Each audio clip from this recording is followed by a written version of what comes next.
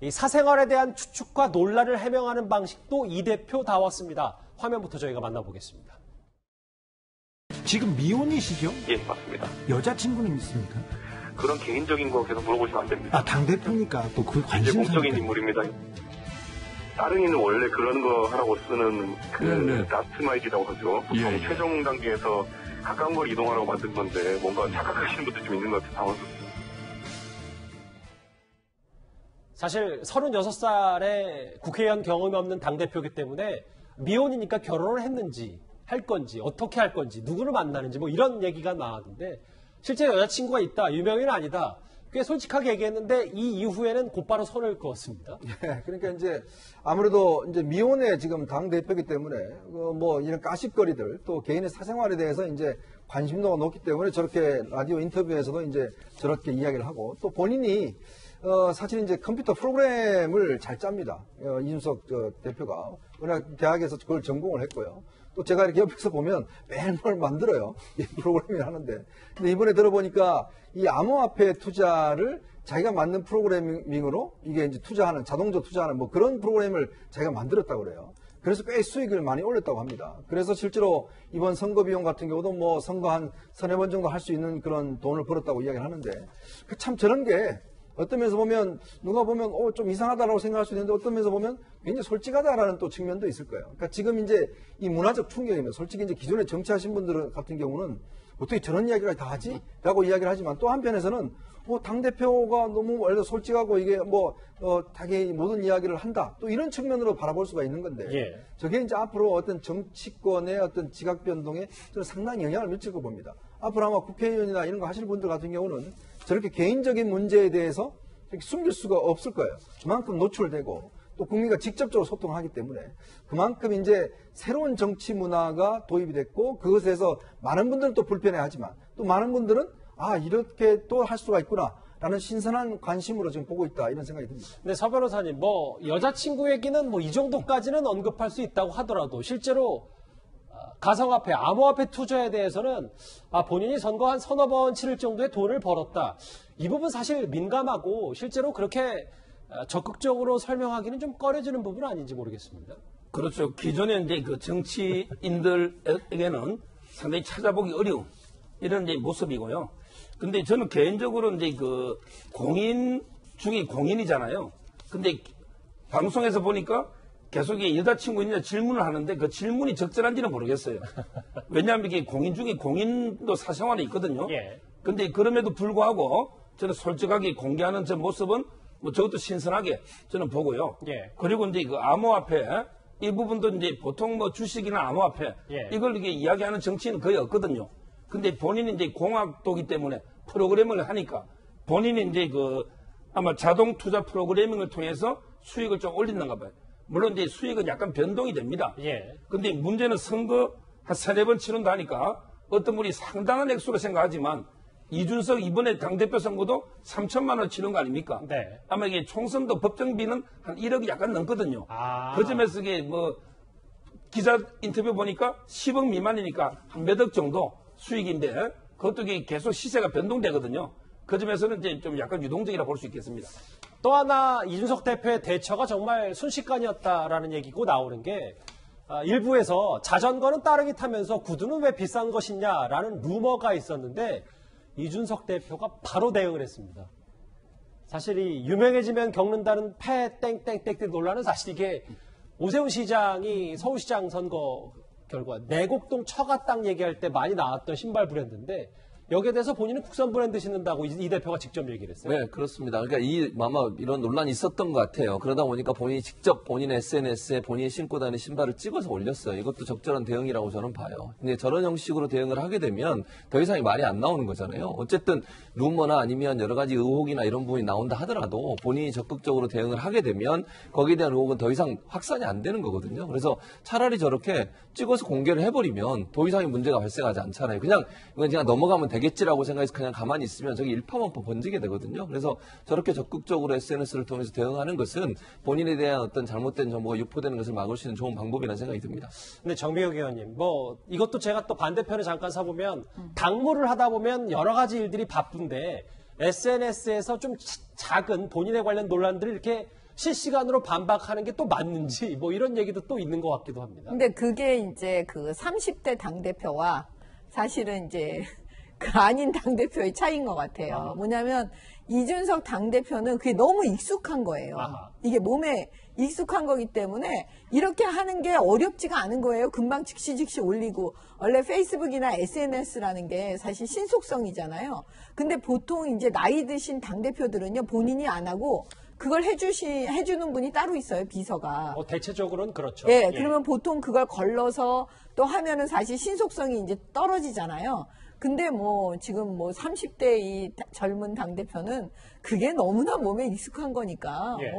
그거는 저는 맞는 것 같은데요. 이준석 당대표가. 실시간으로 바로 소통하고. 실시간으로 바로 소통하는 거예요. 저는 너무 신선해 보여요, 그거는. 또 하나 논란이 있는데요, 이현정 의원. 이 명품 구두 논란, 그리고 혹은 뭐 사생활 얘기 말고도 다음 화면을 같이 만나보겠습니다. 사실 따릉이 주말 사이에 이 따릉이 타고 출근하면서 뭐 신선한 바람이 불었다 평가가 나왔는데 사실 헬멧을 왜 안 썼냐라는 얘기에 이게 따릉이 타려고 헬멧 들고 다녀야 한다면 과잉 규제다. 뭔가 큰 얘기까지도 이 대표가 덧붙였습니다. 원래 이 대표가 왔다 갔다 하는 이 교통수단은 원래 킥보드 타고 다녔어요. 예를 들어 탑10 방송하러 올 때 보면 킥보드 들고 이렇게 옵니다. 예. 와서 또 갈 때도 타고 가고 또 지하철을 이용하고 이제 이런 게 보통 생활이었는데 지금 이 킥보드가 규제가 강화되면서 법이 바뀌었어요. 헬멧을 쓰지 않으면 벌금을 물게 돼 있습니다. 이제 그래서 지금 킥보드 업체들이 보면 지금 다 굉장히 울상이에요.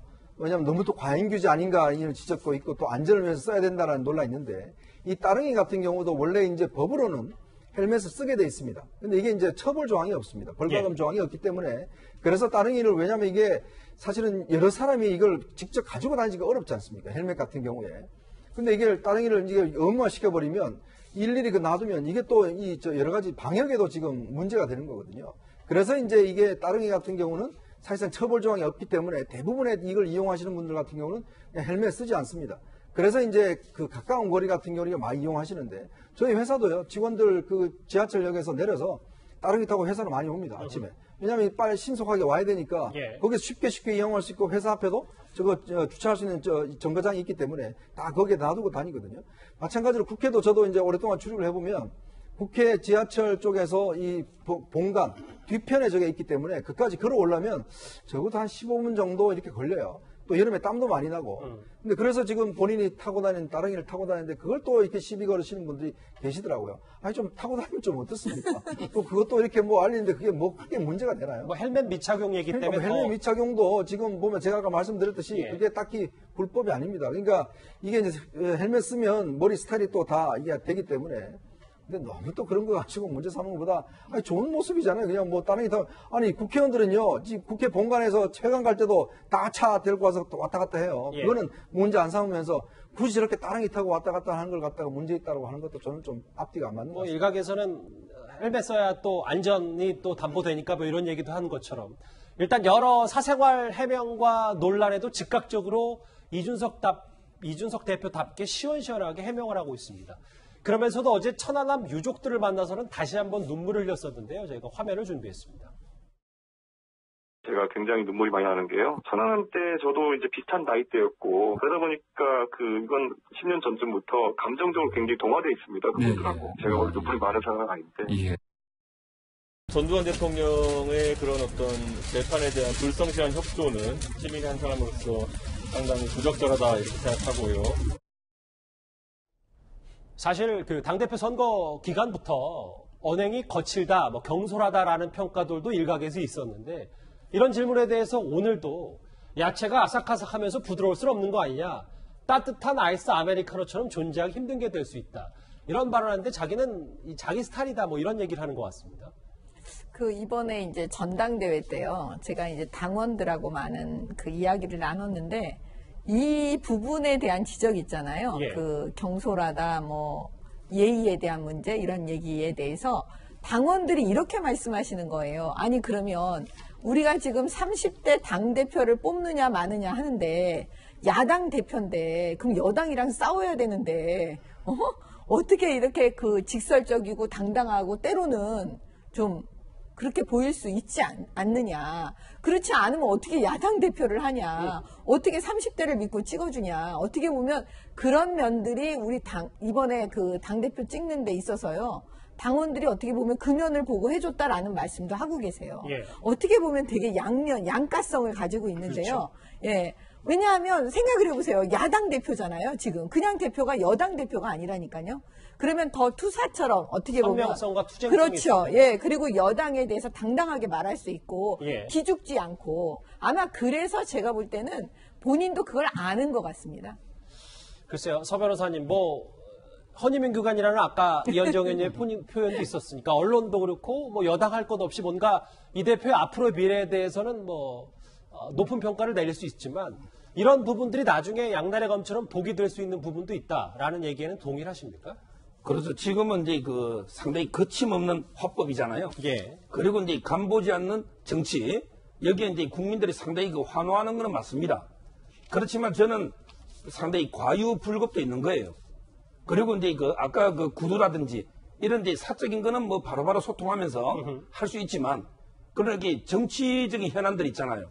이런 걸 너무 이게 옛날에 패널 할 때처럼 적시적시 대응하다 보면 결국은 이제 대표의 말은 정말 이게 천금보다 무거운 거 아닙니까? 아하. 그러다 보면 이게 나중에 또 문제가 될 수도 있거든요. 그래서 저는 옛날에 윤석열 총장이 너무 간본대에서 간석열이냐. 옛날에 안철수 대표도 간철수 이런 비판도 있었지만 예. 때로는 이게 정치엔 또 신중함도 필요합니다. 때로는 이게 간을 좀 볼 때는 또 이게 보는 그것도 이게 필요하거든요. 예. 따라서 저는 항상 과유불급을 명심해서 소통도 중요하지만 그런 게 또 신중할 때는 신중한 처신이 필요한 이런 게 둘 다 필요하다 봅니다.